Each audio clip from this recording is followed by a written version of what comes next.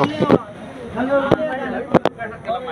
নং কাজিৰঙাৰ গাঁও পঞ্চায়তৰ 8 নং ৱাৰ্ডৰ হৈ মই এগৰাকী নিৰ্দলীয় প্ৰাৰ্থী হিচাপে প্ৰতিদ্বন্দ্বিতা কৰিছিলোঁ।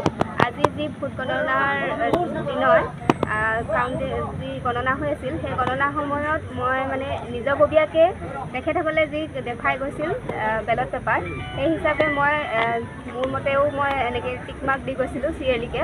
সেই টিক মাৰ্ক মতে মই যিখিনি যথেষ্টখিনি ভোট পাইছোঁ আৰু মোৰ মানে যিগৰাকী এগেইনষ্টৰ প্ৰতিদ্বন্দ্বিতা আছিলে তেখেততকৈ বহুতখিনি আগবাঢ়ি আছিলোঁ। কিন্তু মানে যেতিয়া শেষত যি মানে ৰিজাল্ট দিলে এজেণ্টসকলৰ ফালৰ পৰা তেখেতসকলৰ মতে মই 256 ভোট পাইছোঁ। মানে তেখেতসকলক ক'লোঁ যে মোৰ কিবা এটা মানে ভুল হৈ আছে, যে মোৰ মতে ইমানখিনি পাইছোঁ, তেখেতসকলৰ মতে 256 হৈছে।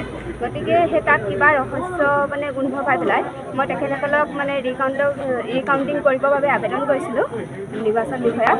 কিন্তু তেখেতসকলে কোনোপধ্যেই মানি নল'লে। তেখেতসকলে কিয় মানি নল'লে মানে মোক সেইটো তদন্ত লাগে। তেখেতসকলে ক'ব লাগে যে মোৰ মুখৰ আগত কিয় তেওঁলোকে মানে পুনৰবাৰ মানে পৰীক্ষণ নকৰিলে। সেইটোৱে কৈছোঁ, মোক মানে তাৰ উচিত তদন্ত লাগে। আৰু মানে এই বিষয়ৰ ওপৰত মানে কালিলৈ ভিতৰতে মানে ধৰক আজি নিদিলে কালিলৈ ভিতৰতে যাতে উচিত তদন্ত কৰি দিয়ে তাৰ বাবে মানে অনুৰোধ জনাইছোঁ। হয়, আজি পূব কাজিৰঙা গাঁও পঞ্চায়তৰ যিটো ভোট নিৰ্বাচন হ'ল এইটো পূৰা অনিয়মত হৈছে।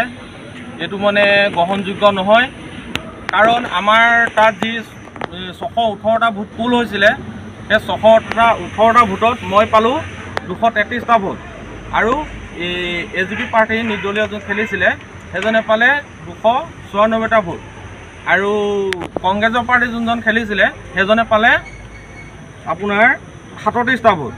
তাৰপিছত প্লাছ আপোনাৰ 54টা ভোট ৰিজেক্ট হ'ল। এতিয়া কাৰণটো হ'ল কথাটো এনেকুৱা হৈছে, আপোনাৰ যি 618টা ভোট পুল হৈছিলে সেই পুলকেইটা পূৰা একুৱেট তাত ওলাইছে। আৰু এইফালে আপোনাক এটা এইটো দেখাইছোঁ মই টিকেট এটা।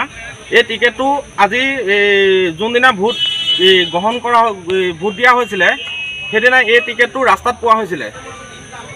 কাৰণ এই টিকেটটো যেতিয়া বাহিৰত পৰি থকা অৱস্থাত যেতিয়া 618টা ভোট পুল হৈছিলে তেতিয়া আজি কেনেকৈ বক্সত 618টা ভোট ওলাবলৈ পালে? এইটো আছে, এইটো প্ৰিজাইডিং অফিচাৰ চহী আছে, এইটো নাম্বাৰ আছে ভোটৰ। এইটো তেতিয়া ইয়াৰ এটা উচিত তদন্ত হ'ব লাগে, সেইটো আমি বিচাৰিছোঁ। এই ভোট ৰাইজৰ পক্ষত নহয়, ই এটা শাসকীয় দলৰ এইটো এটা চাল বুলি আমি ভাবিছোঁ। গতিকে ইয়াৰ এটা উচিত আমাক তদন্ত বিচাৰিছোঁ।